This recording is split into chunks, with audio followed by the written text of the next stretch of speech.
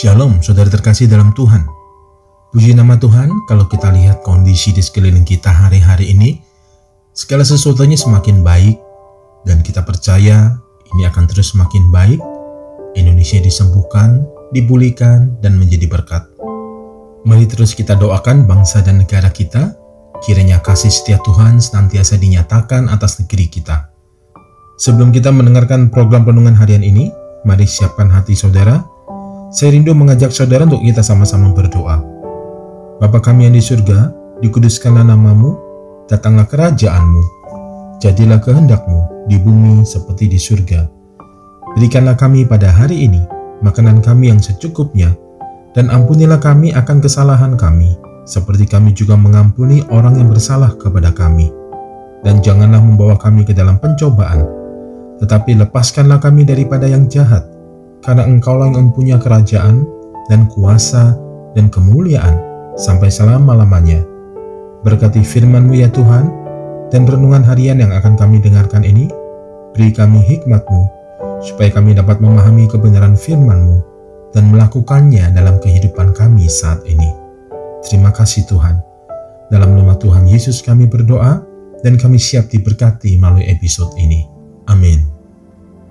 Renungan diambil dari 1 Samuel 17 ayat 28. Demikian bunyi firman Tuhan.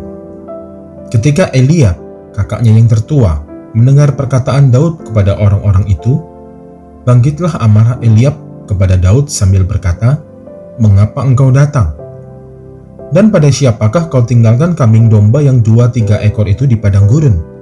Aku kenal sifat pemberanimu dan kejahatan hatimu. Engkau datang kemari dengan maksud melihat pertempuran." Saudara terkasih dalam Tuhan, firman Tuhan yang baru saja kita baca merupakan perkataan Eliab kepada Daud. Pada saat Daud sampai di medan pertempuran di mana Goliat sedang menantang tentara Israel. Pada waktu itu, Daud berkata kepada orang-orang Israel, "Siapakah orang Filistin yang tak bersunat ini, sampai ia berani mencemoohkan barisan daripada Allah yang hidup?"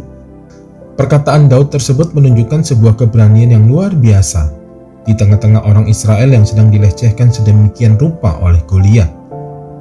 Namun pada saat itu, Daud sedang dikelilingi oleh orang-orang beracun. Orang-orang beracun adalah orang-orang yang senantiasa melemahkan kita melalui perkataan mereka. Orang-orang beracun adalah orang yang selalu memandang negatif pada kita atau apapun yang kita lakukan. Saudara terkasih dalam Tuhan, dalam kisah peperangan Daud melawan Goliat, Alkitab menceritakan dengan jelas bahwa di sekitar Daud ada orang-orang beracun, orang-orang yang melemahkan Daud. Eliab merupakan kakak tertua Daud. Seharusnya ia memberikan bantuan kepada adiknya untuk bersama-sama menghadapi Goliat. Namun ia justru melecehkan Daud dengan menyinggung profesinya sebagai gembala yang hanya mengembalakan 2-3 ekor domba. Demikian juga halnya dengan Saul. Sebagai seorang raja, seharusnya Saul bangga bahwa ada di antara rakyatnya yang masih memiliki keberanian menghadapi Goliat.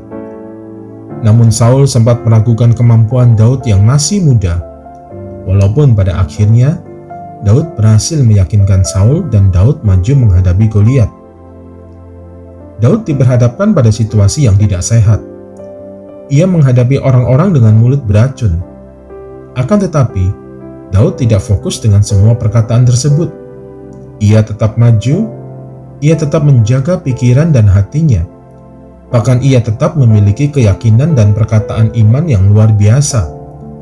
Sehingga pada akhirnya, Goliat pun ditaklukkannya. Saudara terkasih dalam Tuhan, untuk meraih sukses, kita harus meletakkan fokus pada orang-orang yang mampu menguatkan kita, dan bukan yang melemahkan. Dalam perjalanan hidup kita, seringkali kita juga diperhadapkan dengan orang-orang beracun dengan perkataan-perkataan yang negatif dan melemahkan. Ingatlah satu hal, bahwa untuk meraih kemenangan dan keberhasilan, janganlah berfokus pada perkataan-perkataan tersebut, akan tetapi bertindaklah sesuai keyakinan iman saudara. Untuk meraih sebuah kemenangan, kita harus belajar seperti Daud yang tetap memiliki mental positif dan memiliki pertahanan iman yang luar biasa melalui perkataan iman dan berbuat sesuai keyakinannya. Jika suatu saat saudara diperhadapkan dengan orang-orang yang beracun, sedapat-dapatnya saudara hindari. Kalaupun terpaksa harus dihadapi, maka saudara dapat menghadapinya dengan perkataan iman yang dilandasi dengan kebenaran firman-Nya, serta disertai dengan perbuatan yang selaras dengan iman saudara. Mari satukan hati, kita berdoa. Bapa di surga, terima kasih Tuhan untuk pencerahan yang Kau berikan melalui episode renungan harian ini. Kami bersyukur Engkau telah menyadarkan kami tentang keberadaan orang-orang beracun yang ada di sekitar kami.